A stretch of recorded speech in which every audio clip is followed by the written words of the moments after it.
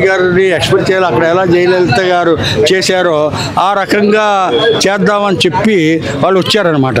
అక్కడ ఎన్టీ రామారావు గారి కుటుంబ సభ్యులకి ఎట్టి పరిస్థితుల్లోనూ వ్యతిరేకత అన్నది లేదు. రామారావు గారు సీఎంగా ఉండడం అందరికీ ఇష్టమే.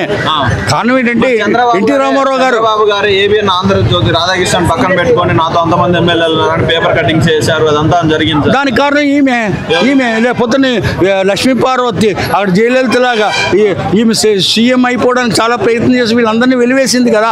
ఆంధ్ర రాష్ట్రాన్ని కాపాడాలి కదా. ఇప్పుడు ఆంధ్ర రాష్ట్రం ఉంది, ఆంధ్ర రాష్ట్రాన్ని ఈమె చేతిలో పెడితే ఇంకా ఎన్టీ రామారావు గారు తర్వాత ఇంకా దానికోసం చెప్పే చంద్రబాబు నాయుడు గారు వెన్నుపోవటం కాదు. అక్కడ చంద్రబాబు నాయుడు గారు చేసిన దేనికోసం అంటే రాష్ట్రాన్ని కాపాడడం కోసం. వాళ్ళకే రావాలి అది. ఇప్పుడు పాయింట్ నేను చెప్పింది మీరు క్యాచ్ చేయలేదు. ఇప్పుడు ఏంటంటే అప్పుడు లక్ష్మీవారి గిఫ్ట్లోకి ఎన్టీ రామారావు వెళ్ళిపోయాడు పూర్తిగా. ఆయన వెళ్ళిపోయాడు. ఇంకా ఆమె ఏమేమి పెట్టిందో ఏం చేసిందో కానీ ఎన్టీ రామారావు గారి గిఫ్ట్ లక్ష్మీ పార్వతి గిఫ్ట్లోకి వెళ్ళిపోయి అటు ఇటు చెప్పలేక చాలా తటస్థపడిపోతున్నాడు ఆయన. ఇటేమో ఒంటరి జీవితం గడుపుతున్నారు, అనారోగ్యంతో ఉన్నాడు. లక్ష్మీ పార్వతి ఏమో కేవలము ఆమె ఏంటంటే ఓ గృహిణిగా వచ్చి రామారావు గారికి సేవ చేసుకుని ఉంటే ఎవరికి అభ్యంతరం ఉండేది కాదు. కావాలని చెప్పేసి కుట్ర చేసి కావాలని లక్ష్మీ పార్వతిని తొక్కటానికి ఏదైతే ఉందో ఇప్పుడు అవార్డు కూడా ఏదైతే ఆయనకు అవార్డు రాకుండా కూడా ఆపటానికి కూడా మెయిన్ కారణం చంద్రబాబు నాయుడేను. ఇప్పుడు భారీగా అందుకోవటానికి ఆపారు అని చెప్పేసి ఆమె కూడా కొన్ని సందర్భాల్లో అంటుంది. ఎవరు లక్ష్మీ పార్వతి గారు అనడానికి ఏంటండి, ఆమె చాలా కాలం చంద్రబాబు నాయుడు గారు సీఎంగా ఉన్నప్పుడు ఆమె ఎన్ని మాటలు మాట్లాడారు, ఎన్ని చేశారు. అసలు ఆమె రాజకీయాల్లోకి రావాల్సిన అవసరం ఉందంటే ఆమె వచ్చినటువంటి పర్పస్ ఏంటి నాకు చెప్పండి. ఫస్ట్ ఇప్పుడు ఒక వైఫ్ ఉంది, మీరున్నారు, మీ వైఫ్ ఉన్నారు. మీ వైఫ్ మన వైఫ్ అంటే నేను చెప్తున్నాను ఆవిడ ఎంతవరకు ఉంది ప్రజలు ఏదైతే ఉందో. ఇప్పుడు జయలలిత గారు ఎందుకు వచ్చారు మీరు సీఎం గాని అంటే అది కరెక్ట్ కాదు కదా. ఏదైనా ప్రజాసేవ చేయడం కోసమే వచ్చింది. ప్రజాసేవ వేరు, ఈ సేవ వేరు.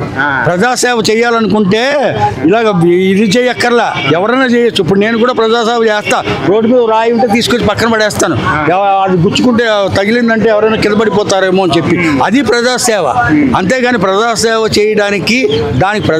చేయడానికి తెలుగుదేశం పార్టీలో అనేక మంది ఉన్నారు, వైసీపీలో ప్రజాసేవ చేయడానికి ఏదైతే అన్నా పార్టీ అని చెప్పేసి మామూలుగా హరికృష్ణ కూడా పార్టీ పెట్టాడు. మళ్ళీ ఆ పార్టీ నెక్స్ట్ మళ్ళీ వచ్చే అవకాశం ఉందే తెలుగుదేశం తర్వాత అదే అవకాశం ఉందే. ఏదైతే హరికృష్ణ పెట్టిన పార్టీ మళ్ళీ ఇప్పుడు జూనియర్ ఎన్టీఆర్ మళ్ళీ పగ్గాలు పట్టుకునే అవకాశం ఉంటుంది. కళ్యాణరామ్ గాంధీ పార్టీలు పెట్టడం అన్నది ఏంటంటే ఒక విధంగా చెప్పాలంటే ఓట్లు డైవర్ట్ చేయడం కోసం. దీంట్లో వచ్చిన రహస్యం ఉంది. దేనికంటే ఇవి రాజకీయంగా కొన్ని మాకే తెలుస్తాయి. దానికి కారణం ఏంటంటే ఒకే పార్టీలో ఒకే కుటుంబంలో అనేక మంది ఇద్దరు భార్యాభర్తలు ఒక పార్టీ, ఇంకో పార్టీ, కొడుకు ఒక పార్టీ మనం చూస్తూనే ఉన్నాం కదా. ఇప్పుడు ఒకే కుటుంబంలో ఉండి అనంతరం తర్వాత పెట్టాల్సి వచ్చింది కదా అదే పార్టీ. ఏది చంద్రబాబు నాయుడు మీద కోపంతోనే పెట్టారని చాలా సందర్భాల్లో అంటాం కూడా చాలా మంది జరిగింది. ఇప్పుడు ఎలాగంటే నేను చెప్పేది చంద్రబాబు నాయుడు గారు ఆ రోజు కనుక నిజంగా ఆ తెలుగుదేశం పార్టీలో వారు కనుక ఎన్టీ రామారావు గారు తర్వాత ఉన్నారు కాబట్టి రాష్ట్రాన్ని రక్షించి ఎంతో సేవ్ చేయగలిగారు.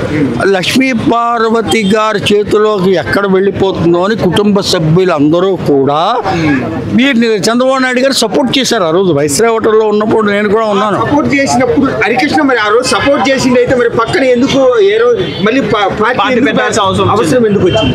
దానికి అది చెప్పకూడదు. ఒక రహస్యం ఒకటి ఉంది.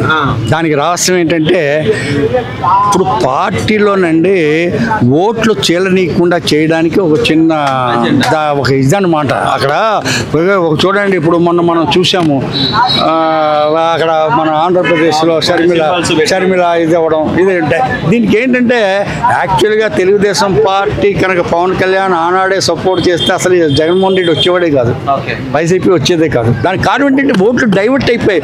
ఇక్కడ కూడా